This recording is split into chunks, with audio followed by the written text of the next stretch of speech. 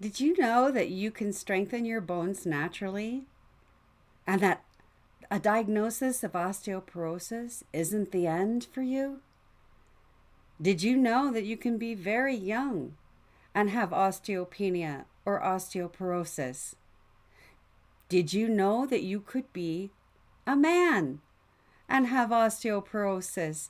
It's not just a disease of women. Thanks for stopping by. It's Dr. Tidman. This is part 2 in my Bones 101 series. I hope this is proving to be helpful information for you.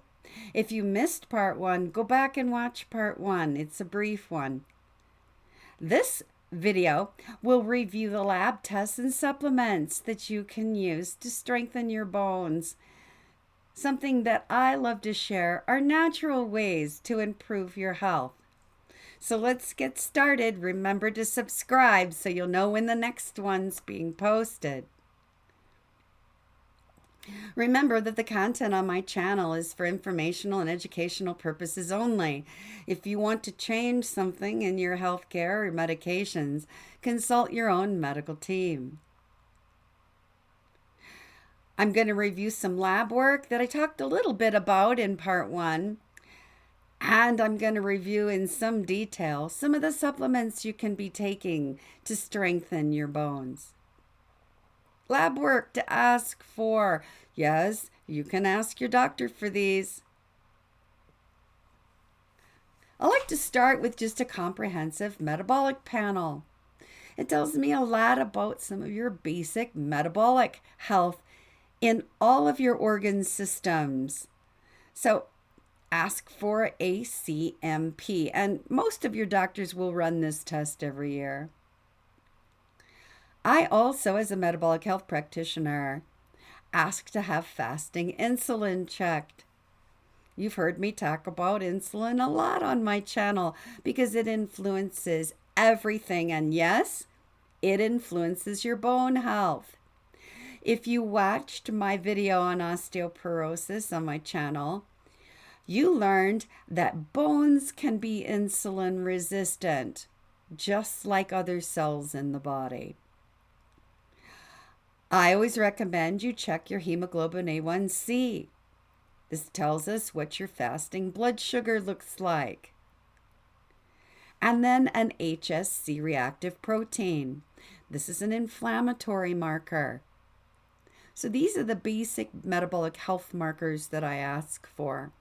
I may also ask for a lipid panel so I know what your triglycerides and HDL readings are. Now, for bone markers, your doctor may not know about these and may have never run them. But I'm telling you, if you have bone health issues, you need to ask your doctor to run these. C-telopeptide, I talked about in the last video. This is a marker for bone breakdown. How fast are your bones breaking down? P1NP, procollagen type 1 N-terminal propeptide.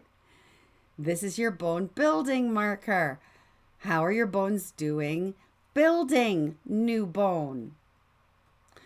A phosphorus level, a parathyroid level, and a serum magnesium level. These are all elements that are used to build bone, but they're not the only ones. Here's your P1NP. Again, it really monitors bone formation.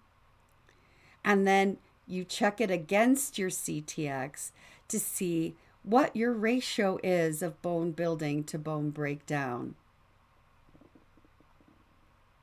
Here's your CTX. It's a fasting lab. And this really tells you that if your levels are high, your osteoclasts are working way too hard to break down bone. And then we calculate a ratio. I'm going to show you my ratio. So the calculation is 10 divided by your CTX divided by your P1NP, and that gives you a ratio. You'd like for your ratio to be between 10 to 1 or 10 to 2. That shows a balance in your bone building and bone breakdown. As you can see, I have a little work to do on mine. My ratio is 10 to 0.13. So I need to get busy on influencing this ratio, and there are ways to do that. Vitamin D is another blood marker that I check because vitamin D is essential for bone building. A normal range for vitamin D3 or vitamin D25 hydroxy is what the lab test is called. Normal range between 50 and 100. If your reading is below 50 and your doctor says it's just fine, it is not just fine. Those numbers are 30 years old in the research. Current research shows that your 25 hydroxy reading needs to be between 50 and 100 for ultimate bone health, but also cognitive health, cardiovascular health, metabolic health, your sleep quality, prevention of a cancer diagnosis, and then, of course, osteoporosis. So what are some supplements you can take? Of course, I'm all about whole food, but you probably need to supplement because our food sources are not so rich in the vitamins and minerals we need. So the first one is vitamin D3. It really helps your bones build using the calcium that's available to them. If your vitamin D25 hydroxy is below 30, then I'm going to ask you to supplement with 10,000 IUs of vitamin D3 per day. Sounds like a lot, doesn't it? You don't do this forever, but maybe for 3 months and have your vitamin D level rechecked.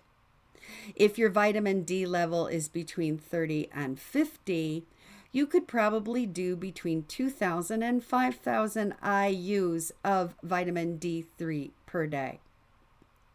And then if you're fortunate enough to have vitamin D25 hydroxy levels between 50 and 100, yay you could maintain this with 1,000 to 2,000 IUs of vitamin D3 per day. Vitamin K2 as MK7. Here's another important supplement for bone health. The vitamin K2 tells the calcium where to go. Not in your blood vessels, in your bones. It's a vital nutrient. It does support cardiovascular health as well. It increases your bone mineral density and promotes quality and strength of your bones. It has a lot to do with the proper absorption of calcium and vitamin D. The MK7 version of vitamin K2 has higher bioavailability. So when you buy your supplement, be sure that it has vitamin K2 as MK7 on the label. There are other forms of vitamin K2. Collagen peptides. Collagen is an important element for improving bone mass.